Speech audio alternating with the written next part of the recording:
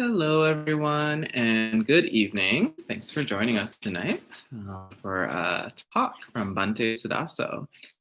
Before that, Bhante will be guiding us in some meditation. So you can get settled, and good evening so far to Melinda, Jens, Mary, Kevin, Adriana, and Jacqueline. Good to see everyone. Adriana says, I hope you're all doing well and embracing the dukkha. Okay. And hello to Elaine as well, who's joining in. So at this time, I'll pass things over to Bhante Suddhāso, who will lead us in some meditation. Great, thank you. So you can go ahead and get in meditation posture.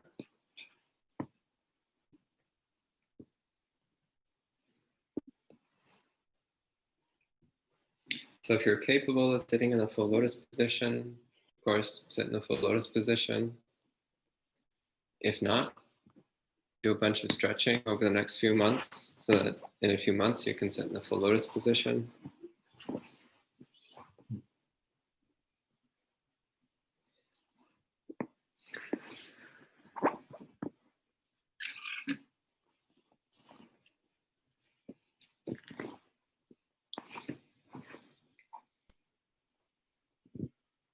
Rock side to side a little bit.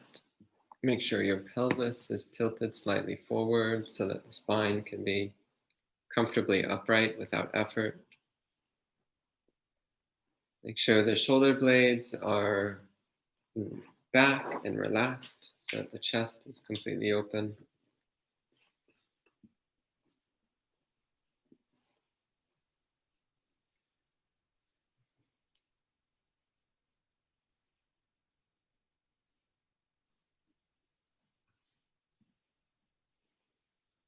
And take a few deep breaths. With each breath, allowing the body to relax.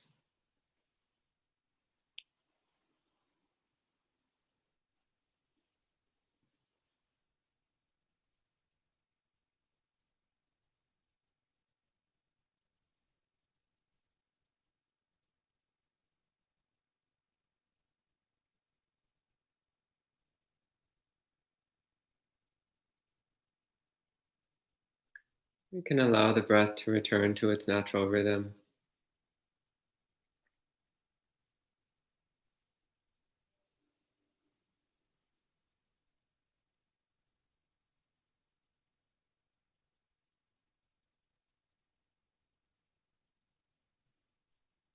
Bring attention to the body, feeling the heaviness of the body.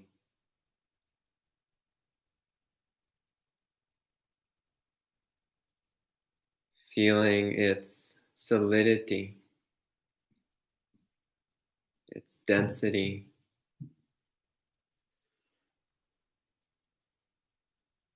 The earth-like aspect of the body. The heavy, solid, dense aspect of the body.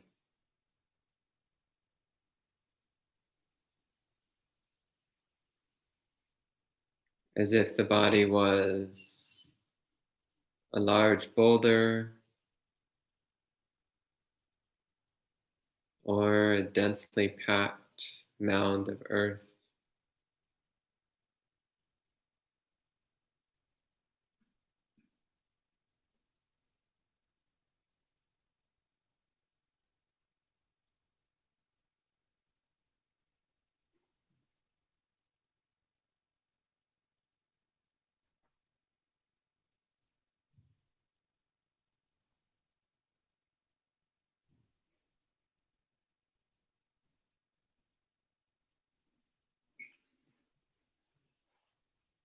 And recognizing that the solid matter of the body is exactly the same as the solid matter of the floor beneath it, the walls around it, trees, stones and buildings outside, the earth above and below.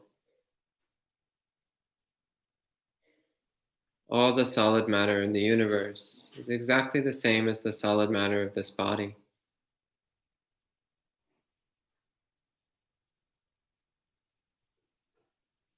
There's no difference, no distinction, no separation.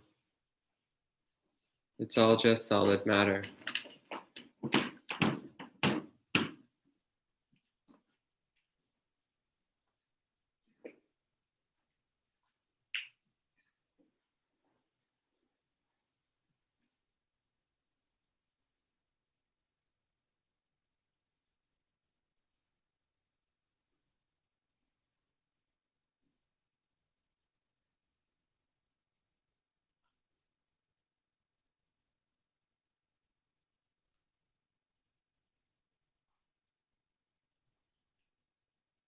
This body is made up of the earth, the soil, comes into the body, it passes out of the body. So just as the earth element outside of the body is not me, not mine, so too the earth element within the body is not me, not mine. It's just an aspect of nature.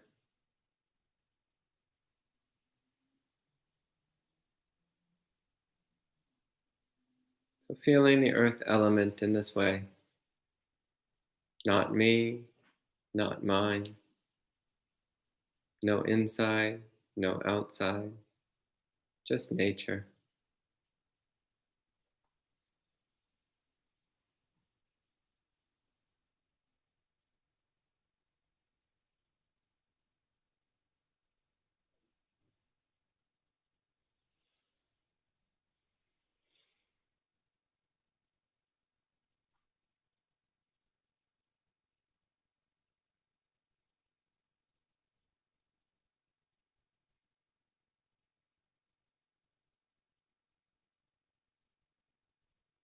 Feeling the water element of the body, feeling its moisture, the liquid that saturates the whole body.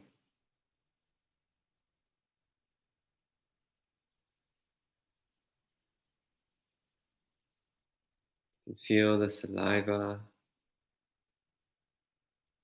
in your mouth,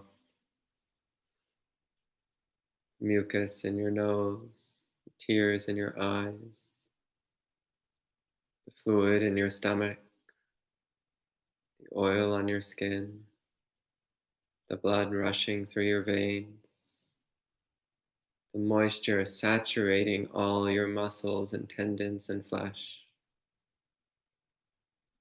So feeling the watery aspect of the body, its moistness, its wetness,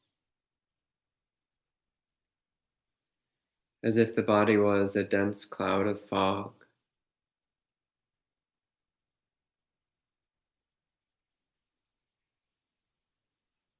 Or a bag of water.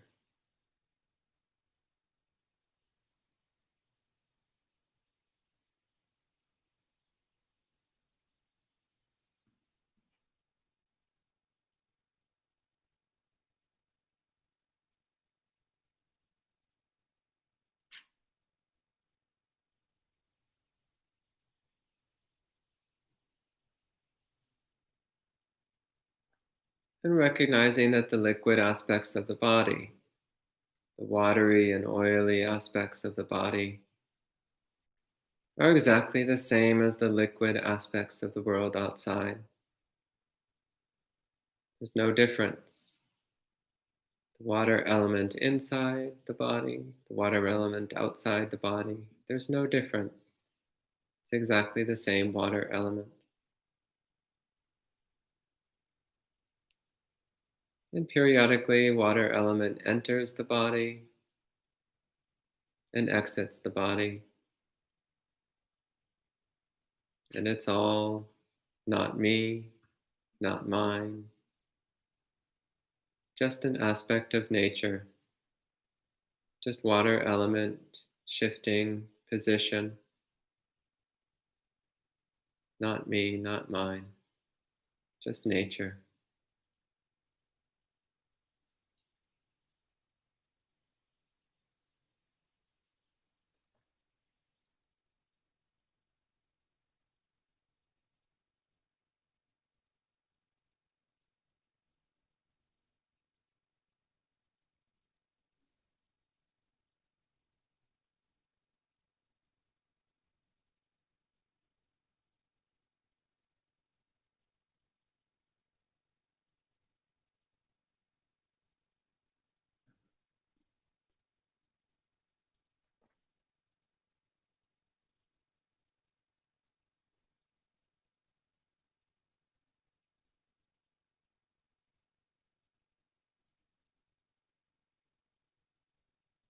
Feeling the fire element of the body, feeling the heat permeating the whole body.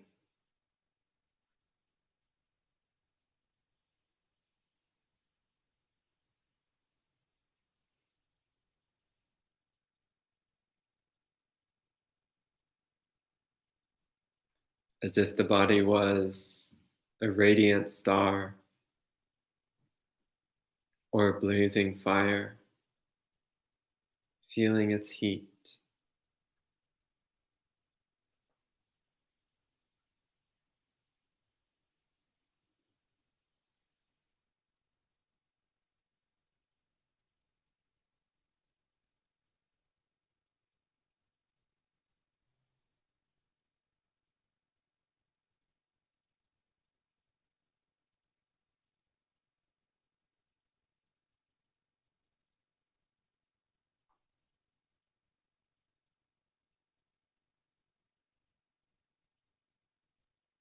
Recognizing that the heat aspect of the body is exactly the same as the heat of the outside world.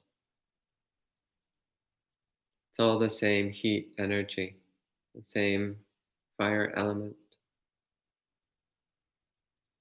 The body is constantly radiating heat and absorbing heat. There's no inside, no outside. It's just heat element. It's just thermal energy, shifting and flowing and changing place and position.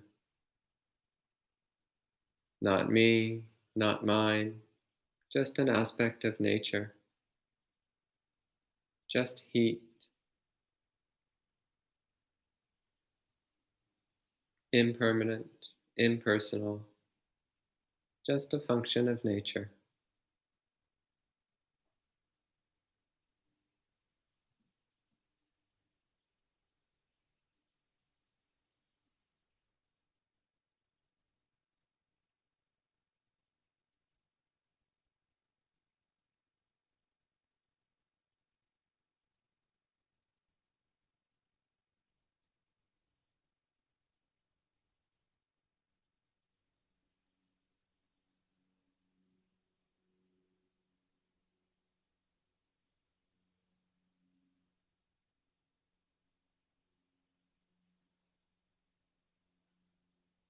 Feeling the air element of the body,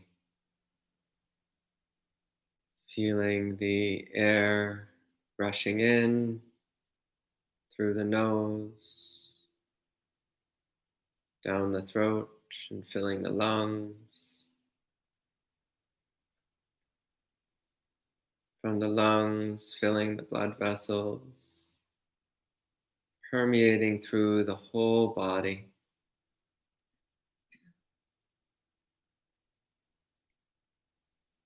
Then the air coming back through the veins, back to the lungs, and expelled back out the nose again. So with every breath, the air circulates through the whole body and back out.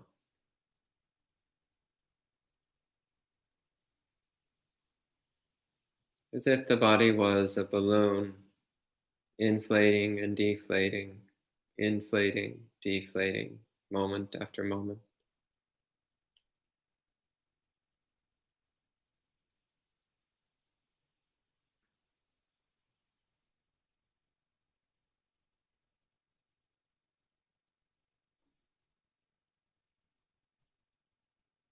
And of course, the air inside the body is exactly the same as the air outside the body.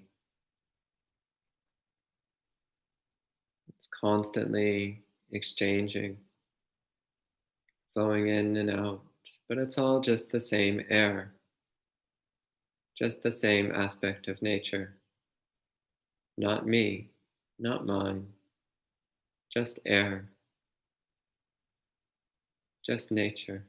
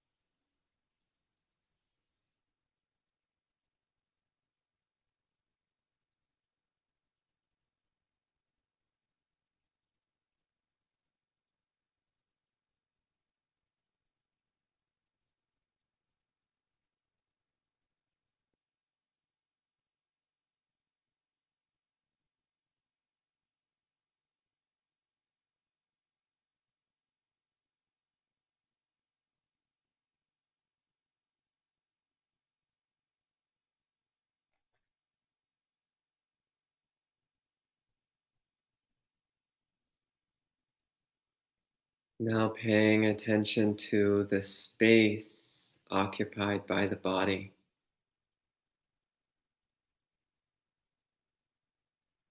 So, not the body itself, but the space that it fills. The body shaped region of space.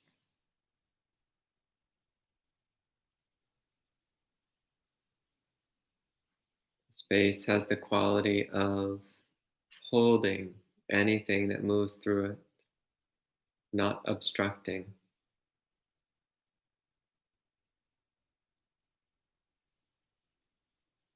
Has the quality of openness, of support.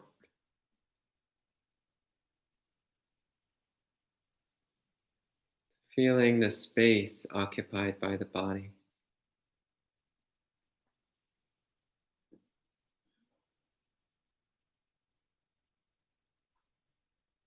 Space itself is inherently empty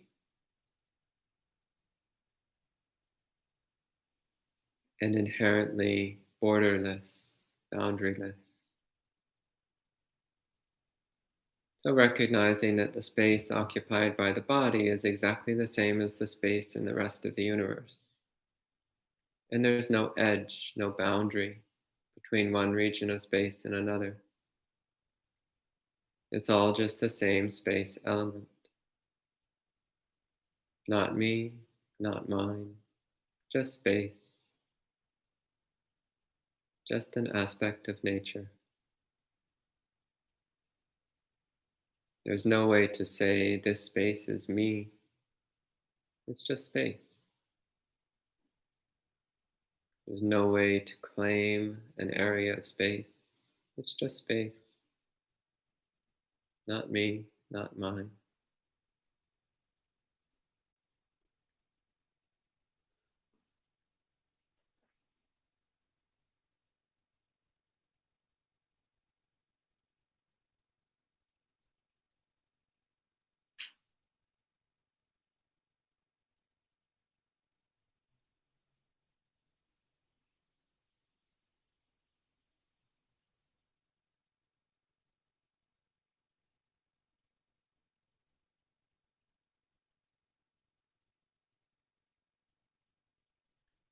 And all of this is taking place within consciousness. So the vast field of mind, the vast field of consciousness, like space, consciousness holds anything that moves through it. Consciousness gives a place for objects to appear and move. So noticing how the first 5 elements all appear within consciousness, move within consciousness.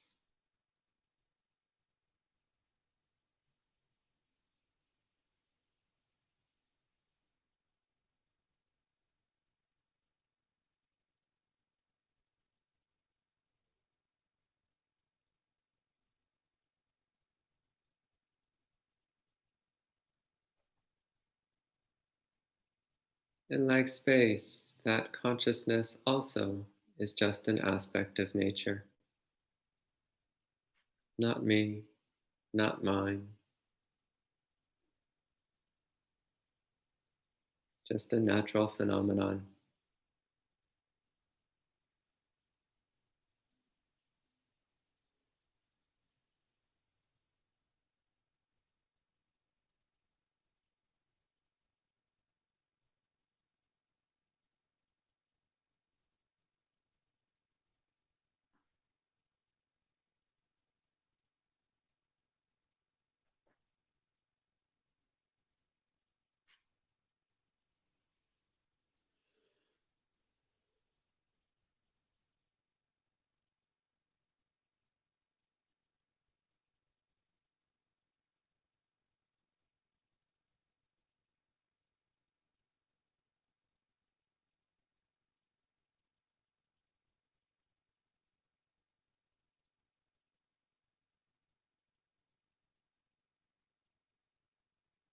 And all 6 elements are inseparable from each other.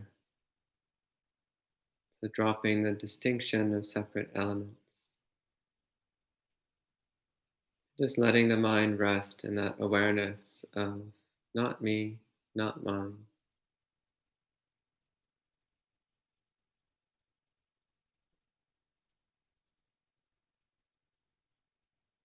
No inside, no outside.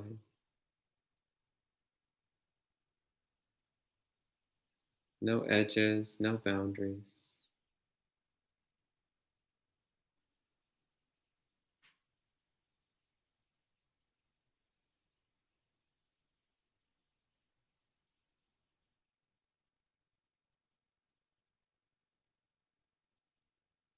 Just natural phenomena coming and going, appearing and disappearing, each in its own way.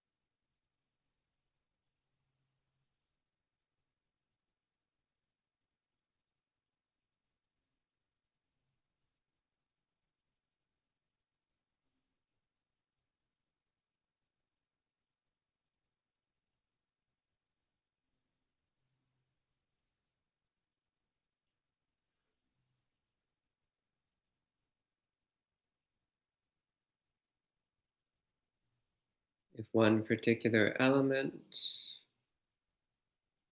was especially prominent for you, then you can spend the last few minutes of the meditation just focusing on that one element: earth, water, fire, air, space, consciousness.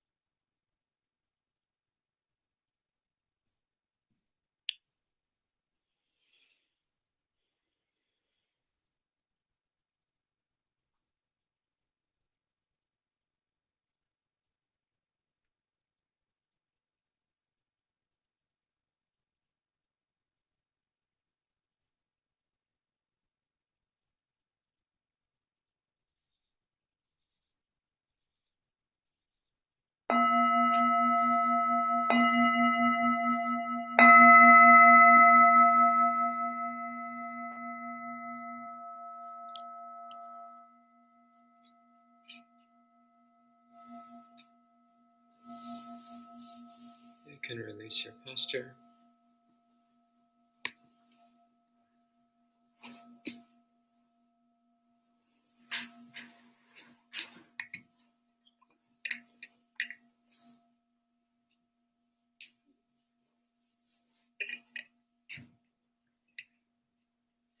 Well, thank you, Bhante, for guiding us in some meditation. And welcome to some more friends joining. So Eleanor, Priya Video, Ned, Helena Misfit, Kristen, and Lilia. So good to see everyone. And at this time, Bhante will share some words of Dhamma with us.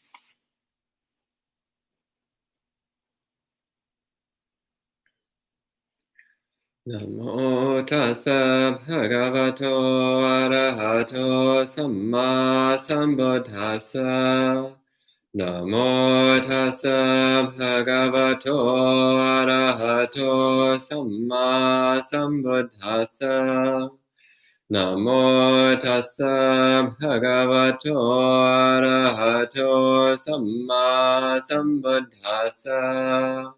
Buddhang dhammang sanghang namasami.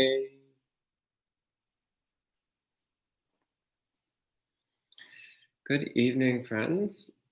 So today I looked at the topic a few minutes ago to see what I'm supposed to talk about.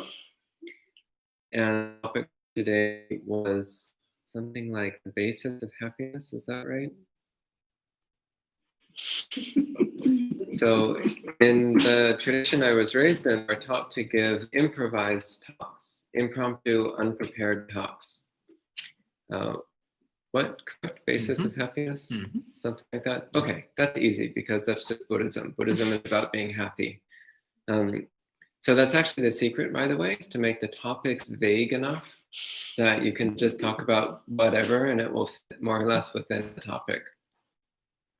So basis of happiness. So first off, just making it clear that ultimately the goal of Buddhist practice is to attain unconditional happiness. It's about creating the mental conditions that result in unconditional happiness. And in traditional Buddhism, the training for this starts usually when a child is very young, often not long after they're born. The parents will take the baby, the infant, to a monastery, and they'll put something like a little piece of food or a little gift in the baby's hands, and they'll like actually physically make the child give something to one of the monks. And afterwards, they'll praise the child like, "Oh, wonderful, so good, you did so well." And they keep doing this over and over and over again as the child gets older, 1 year old, 2 years old, 3 years old, 4 years old. Instilling in them the sense that giving is good, generosity is good. Giving things to others is a source of happiness, a source of goodness in our lives. So that by the time the child is walking and talking and acting more or less autonomously, they already have some instilled sense of generosity, some instilled understanding that it's a wonderful thing to give. It's a wonderful thing to be generous. It's a wonderful thing to offer things to others. And of course, that's centered around giving things to monastics for reasons which I may or may not go into. But the core principle, again, is instilling a sense of the happiness that comes from giving into children from an extremely young age. And this is not limited just to people from Buddhist cultures. So here at Empty Cloud Monastery, we've been going alms round once a week at the farmers market here in town. So Saturday mornings, we take our alms bowls and we walk about 45 minutes to the town center. and people come in and give us food. And at least half of the people who give us food are not Buddhist, or not of any Buddhist descent. Many of them actually have no idea before they meet us. They have no idea what Buddhist monks are, or why we're standing around with these huge metal bowls. They have no idea what alms round is or what it means. But there's an understanding that this is an opportunity to be generous. It's an opportunity to give something. It's an opportunity in particular to give food. And food is something which for most people has a very strong emotional connection. So giving food to somebody is giving them life. It's giving them health. It's giving them strength. Giving food to somebody is a very tangible way of saying that you care about them. It's a very tangible way of saying that you want them to live, that you want them to be healthy, that you want them to be strong, that you want them to be happy. So the act of giving food to somebody is something which cuts across all barriers of culture and religion. It's something which is immediately understandable. So one of the adorable things that's happened a number of times when we've gone alms round is sometimes there's been parents with small children. And again, these are just like ordinary non-Buddhist Westerners coming to the farmer's market to get vegetables and things from the market. And a number of times they've had their small children. So little children, again, like 2, 3, 4, 5, 6 years old. And they'll give them some vegetables or some fruit, and they'll instruct them to go and put it in our bowls. And I recall one time this little boy, he was probably about 2 or 3 years old, and he actually really wasn't quite understanding. So like the mom like gave him an apple, and he was just like, why did you give me this apple? Like he just had this look of puzzlement and confusion. And the mom was like, go, give it to the monk, give it to the monk. And he's just like, why would I do this? This is so weird. But she finally got him to go and put the apple in our bowl. And we're all like, oh, wonderful, wonderful. Thank you. So kind. And you could see the boy got really happy. He also got really weirded out, and he went and hid behind his mom. But there was still a sense that this was something good. This was something beneficial. And I especially found this really adorable because this is something which has been a tradition in Asian Buddhist cultures for thousands of years. This tradition of teaching children generosity by having them give things to the monks. So I found it especially adorable that this group of random non-Buddhist Westerners who I suspect had no awareness of this old Buddhist custom, just naturally came to the same conclusion, naturally came to the same understanding. This is an opportunity to teach my children how to be generous. This is an opportunity to get my children to do something good, an opportunity to get my children to perform an act of generosity, and to start to come to understand the happiness that comes from being generous. So this is actually one of the lovely things about being a Buddhist monk, is that we get to see the generosity of other people on a daily basis. We're constantly remembering the generosity of others. So this robe I'm wearing was a gift. It was actually just given to me a couple of weeks ago. This monastery that we're in is a gift. It's a gift of all the hundreds of donors that donated to make it possible for us to move into this building.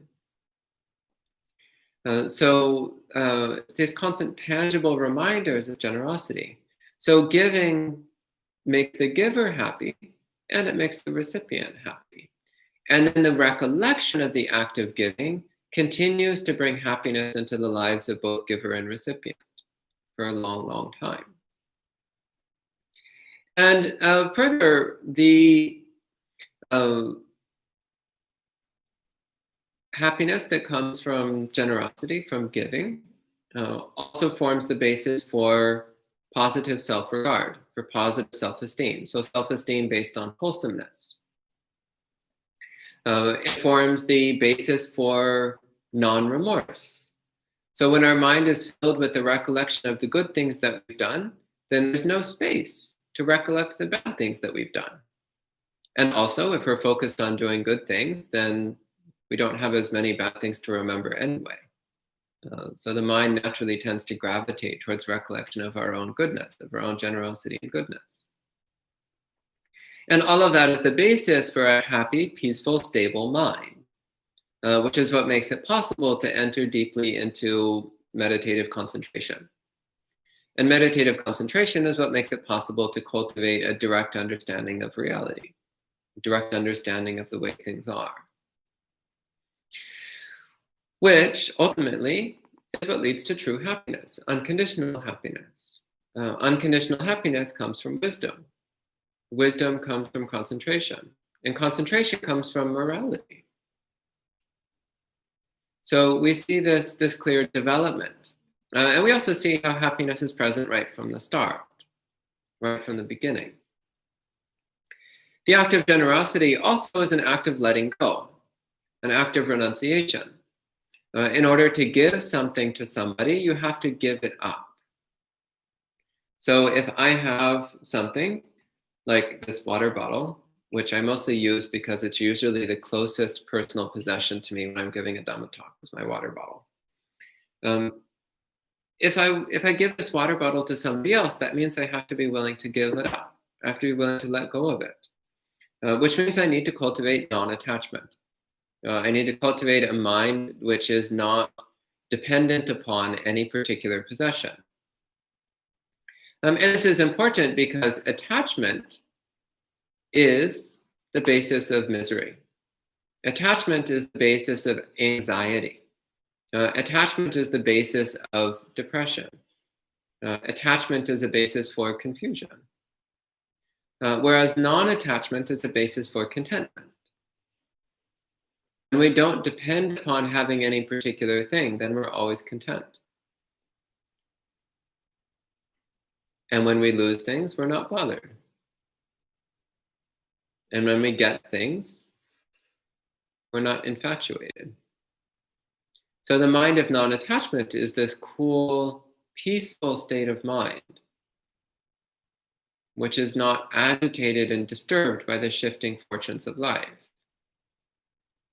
So the act of generosity also helps to train us in non-attachment. It helps to train us in the act of letting go. It helps to train us in the mind of contentment, of renunciation. And a further refinement from this is morality.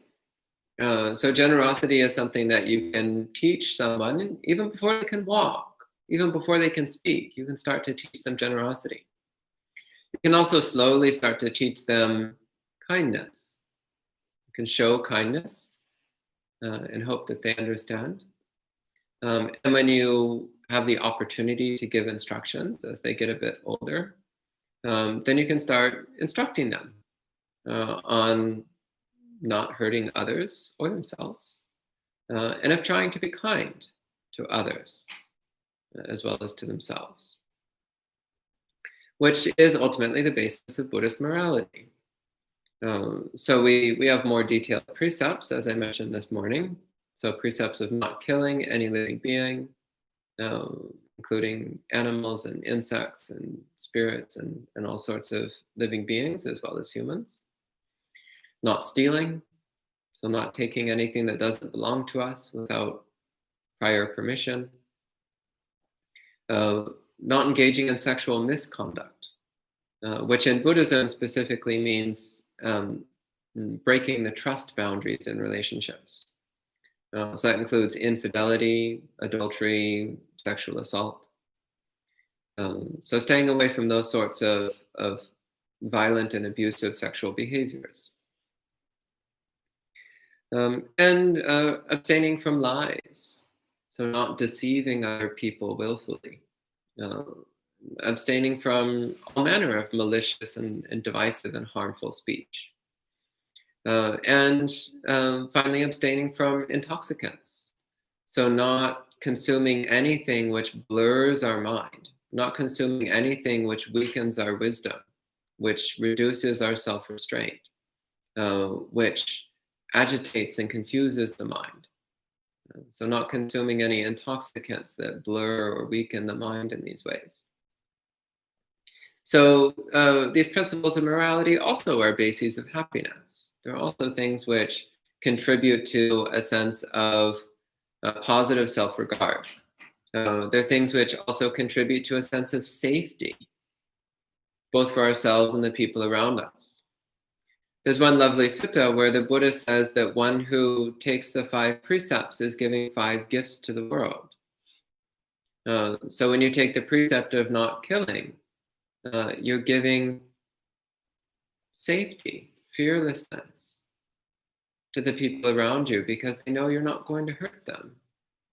When you take the precept of not stealing, again, you're giving fearlessness to the people around you because they know you're not going to steal from them. They can trust you. They can leave their purse in your presence and they know it's still going to be there when they come back. When you take the precept of avoiding sexual misconduct, again, people can trust you. You're giving them that sense of safety and ease around you. They know that they can leave you alone with their spouse or their daughter or their friend, and nothing bad is going to happen. They can trust you. Same with the other precepts. So knowing that they can believe you when you speak. They don't have to constantly fact check everything you say.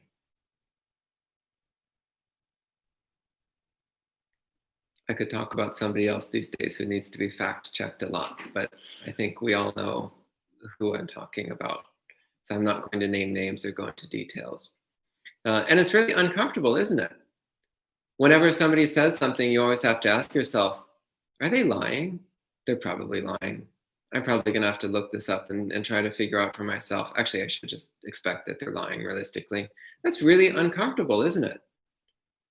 To not be able to believe what somebody says, to always be doubting, always be questioning their motives. Why are they speaking? Are they speaking out of malice? Are they speaking out of selfishness? Why are they speaking?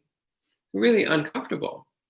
But if somebody knows that you're committed to honesty, they know that you're committed to beneficial speech, they know that you're committed to speaking from a mind of loving kindness, then when you open your mouth to speak, they're already at ease.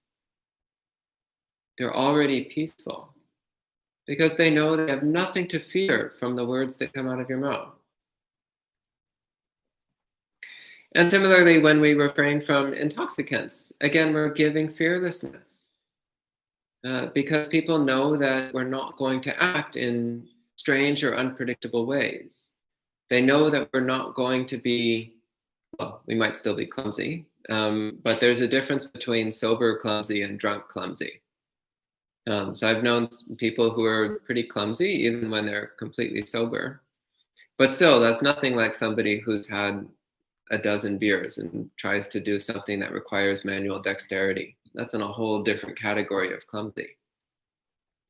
But also we get clumsy with our speech. We say things that we would never say when we were sober. And most dangerous of all, we get clumsy with our mind. We think things that are harmful. We think thoughts that are unwholesome and destructive. We create the habits of heedlessness, the habits of dullness, the habits of agitation, the habits of confusion. These are all quite destructive things to sow in the mind because they lead to us doing a lot of other unwholesome things. There's a very well-known Zen story. It was the case of a man who, there's different versions of the story. In one version of the story, he accidentally drank something alcoholic. In another version of the story, he was coerced into it. But either way, the story starts with this person who normally doesn't drink, consuming some strong liquor. And then once he's consumed the strong liquor, then he looks over at his neighbor's yard and he sees the neighbor's chicken. And he's like, that looks tasty. So he steals the chicken and he kills it to make his dinner. So he starts making his dinner. So And then the neighbor's wife comes over to berate him for stealing the chicken. And the man's like, she looks good. So then he winds up breaking the third precept as well, engaging in sexual misconduct. And then the neighbor asks, what's going on? What's going on here? Did you steal my chicken? Did you sleep with my wife? What's going on? And the man's like, no, of course not. No, I'm harmless. I'm innocent. I would never do such things. So starting from the consumption of intoxicants, the person winds up breaking the other 4 precepts as well. So whether this story is literally true or not is beside the point, because the point is to highlight how when we're intoxicated, our judgment is severely weakened, our self-restraint is severely weakened, and our commitment to moral conduct, therefore, also tends to fall away. So taking these 5 precepts, it's a gift to the people in our lives, the people around us, as well as giving us a sense of confidence. It gives us a clear sense that no matter what situation arises, we'll do what's right. We'll do what's beneficial and not what's harmful. It gives us a clear sense of self-worth because we know that we're good people. We might make mistakes sometimes, but we're committed to being good people, and we're committed to growing and developing in goodness.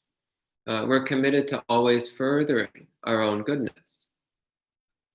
And the recollection of goodness brings a lot of joy to the mind. Brings a lot of happiness and contentment to the mind. Brings a lot of peace to the mind. Also, these days, again, people are often pointing out how there's so many problems with society these days. Well, if everybody was following the 5 precepts, then 99% of those problems would evaporate overnight. Imagine a world where nobody kills, steals, cheats on their partners, or sexually assaults anyone. Nobody tells lies or uses malicious speech, and nobody used intoxicants. Imagine a world like that. That'd be great, wouldn't it? Again, most of society's problems would disappear like that. No problems at all. There'd still be a few minor issues on the side, but nothing like what we're dealing with these days. So also, when we're committed to morality, then we can reflect that we are creating an ideal human society, one person at a time. We're creating the world that would be the best conditions for everybody here. That's another wonderful thing to reflect on. My own commitment to goodness is ushering in the golden era. The problem is that there's about 8 billion other people who aren't necessarily on board with this plan. But at least I know I'm on board with this plan. And I suspect a few of the other people in the room here are also on board with this plan. And actually, there's a lot of people in the world who are sincerely committed to goodness. So again, we can find joy in the fact that we're part of the solution. Just by following these simple precepts, these simple commitments to goodness, we're making the world a much better place.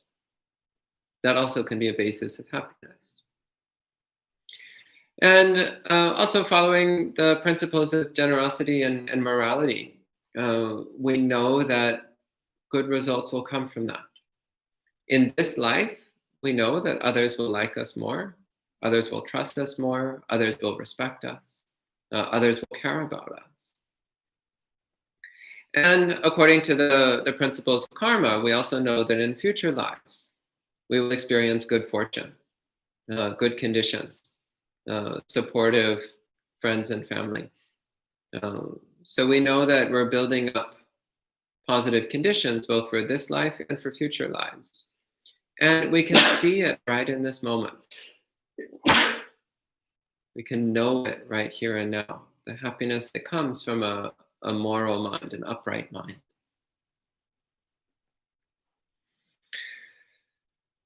So this then is traditionally the foundation of happiness. So generosity and morality. And from that basis, then we can work on getting at the more deeply rooted subconscious problems of the mind. So one of the recurring incidents in my life as a Buddhist teacher is every now and then someone will come to me and talk about how they've been meditating for so many years, and they're really confident they've got a good meditation technique, good set of meditation methods that they use, and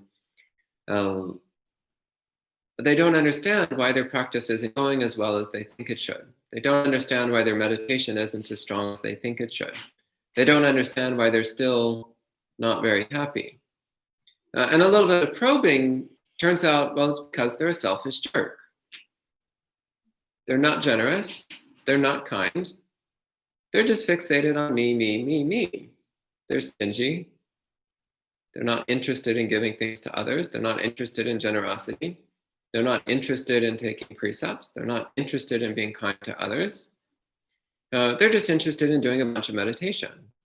And it's like, well, okay, meditation's great. That's true.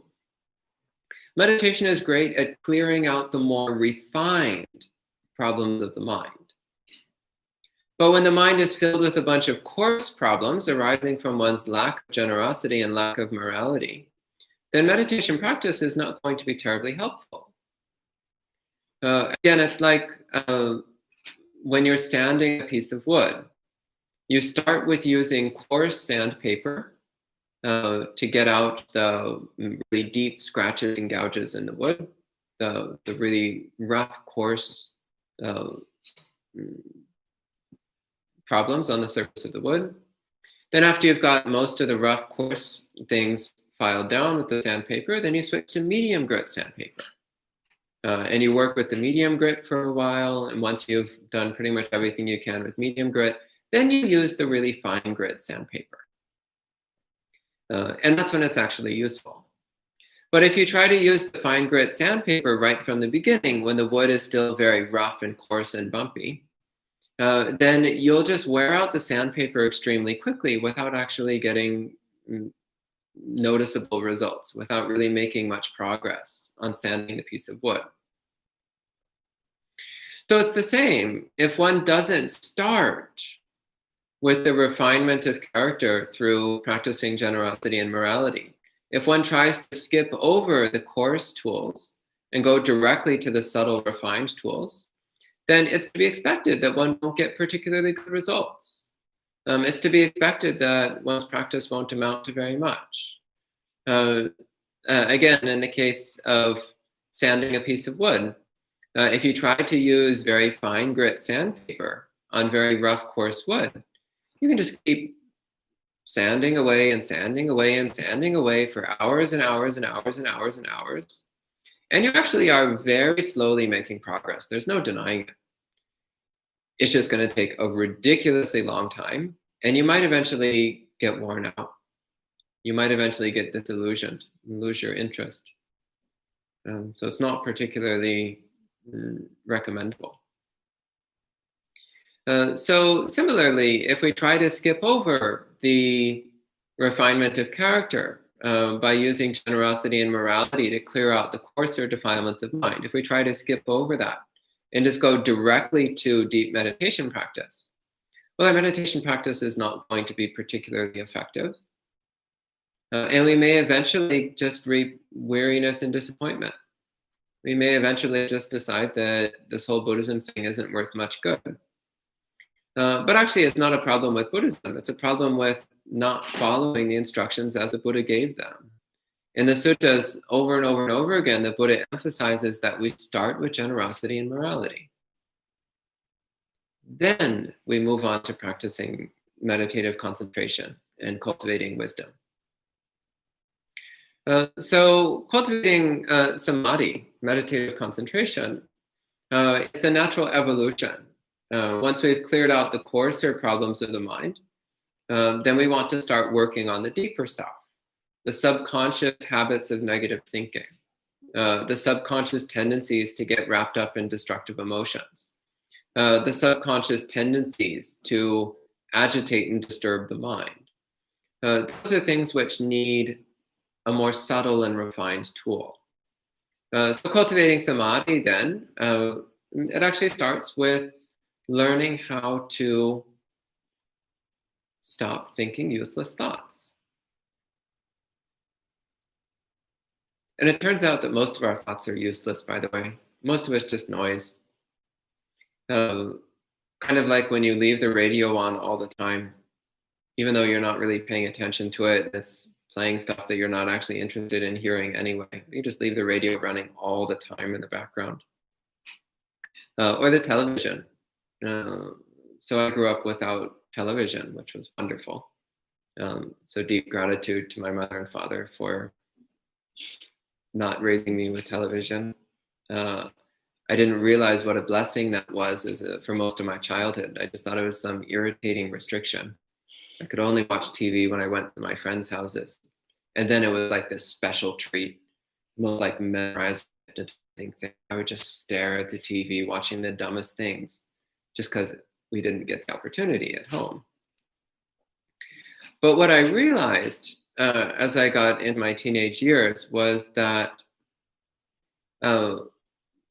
my friends who had spent their whole childhood watching TV were really restless, agitated, anxious. Their minds were all over the place. A lot of them, they would have the television just running constantly in their house all the time. They wouldn't even be watching it. They just needed to have it on. And I found this really strange once I started to notice it. I was like, how strange. They're not even really watching the show. They're not really even paying attention. But there's this sense that they need to have it going. Well, it's actually similar with our mind. Most of the thoughts that are going on in our minds, we're not even particularly interested. They're not even useful. In fact, often it's just self-destructive. It's detrimental. But just like people who leave their TV on all the time, we tend to leave our thoughts running all the time. Often we don't even recognize that there's any other way to be. We don't even recognize that it's possible to have a silent mind, except when we're sleeping. But we often don't even realize it's possible to have a silent mind while still being completely awake.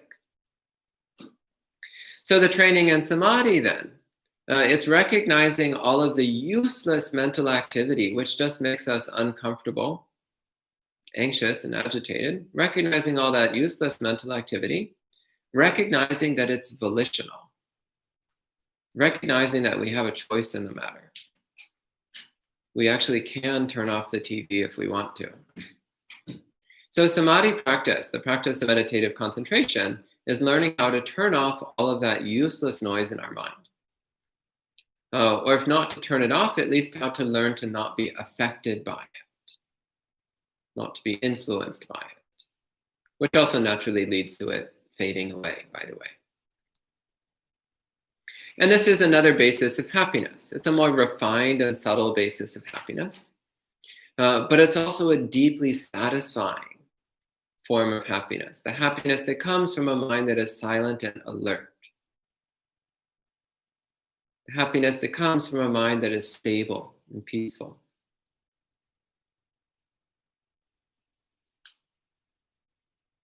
A happiness that comes from a mind which is knowing. This is another thing which tends to go on with an untrained mind, by the way. Since an untrained mind is such an unpleasant thing to be with, often when our mind is untrained, we try to ignore it. We try to not pay attention to what's going on in the mind. That's cultivating delusion. That's cultivating ignorance. That's just making the problem worse, actually.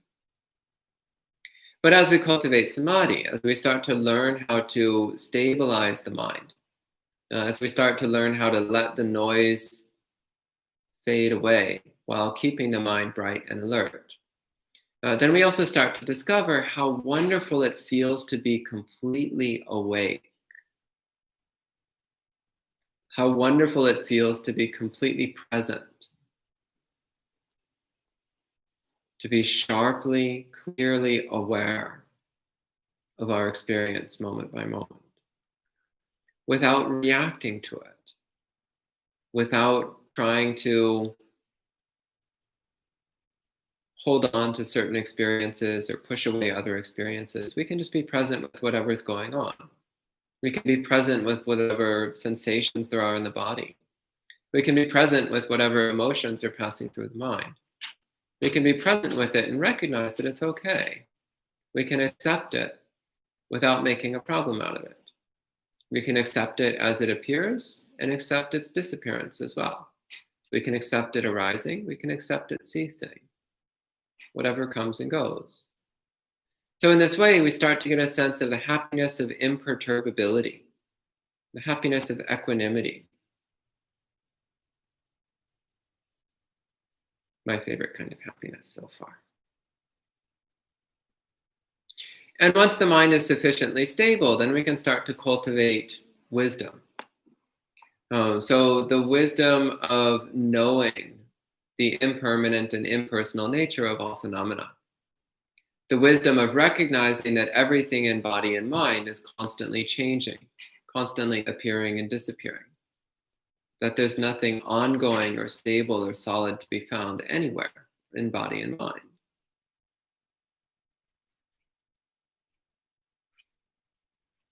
And that therefore we don't need to cling to anything in body and mind as me or mine. We don't need to form any kind of solid self-identity. We don't need to defend our sense of self because there's nothing to defend, nothing that needs defending in the first place. So this is the highest form of happiness.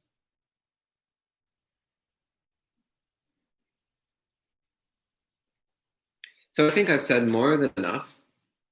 I've been talking for quite a while at this point. So at this time, I think we can switch to questions. So if you have any questions or comments, if you're watching remotely, please enter it in the live chat. If you're here in the room, you can raise your hand. So we'll go ahead and switch to questions at this time. Thank you. Thank you, Bhante. Sadhu, sadhu, sadhu. And welcome to Liz and Geeta and AP who are also joining in. Currently, there's just a couple of comments. So Elaine says, please accept my condolences for your friends' loss of the two loved ones that you mentioned earlier today. Also, AP echoes what you said about happiness and saying happiness increases with renunciation from letting go of our attachments, then it becomes easier to reach a deep samadhi. Yeah. Jens says, today I read about a large psychological study regarding happiness. They concluded if one wants to be happy, they have to give and be kind to others.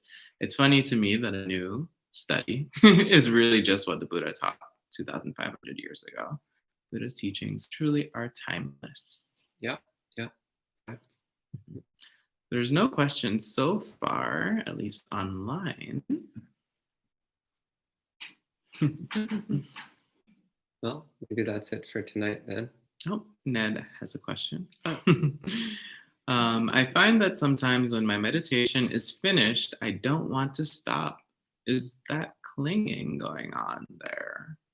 Yes, but that's a good kind of clinging. So keep on meditating, unless you need to get up and do something. But otherwise, if you want to keep going, just keep going. If the meditation's going well, then keep going with it.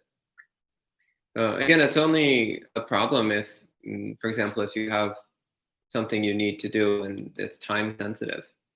But otherwise, yeah, keep going. Yeah. Once you hit a groove, keep going with it. As I'm sure you figured out by now, meditation practice is a little unpredictable. Some days it's good, some days it's bad. And so when you get those beautiful winning streaks, keep with it. All right, and that seems to be the final question, unless someone types something in before I finish my next train of thoughts, which is to let everyone know that we'll be back tomorrow morning with Sutta study from Ayasoma, and then in the evening for a Dhamma talk with Bhante Jayasara, and then Friday with Bhante Pamuto. So I'm off this week. at least virtually. So you can join us for any of those live streams. And it was good to see everyone tonight. So we can end with 3 sadhus since there's nothing more. Sadhu, sadhu, sadhu. And enjoy the rest of your night.